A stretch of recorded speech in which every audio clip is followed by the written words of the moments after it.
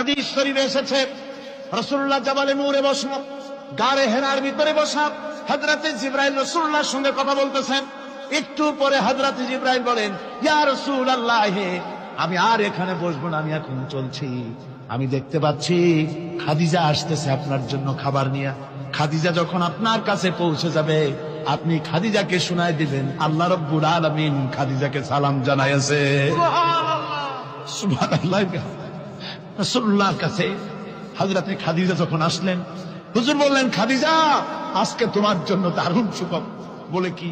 বলে আল্লাহ পাক, জিবরাইল কেমন উঠে গেল আমার কাছ থেকে। জিবরাইল বলে গেল, আল্লাহ তোমাকে সালাম বলেছে।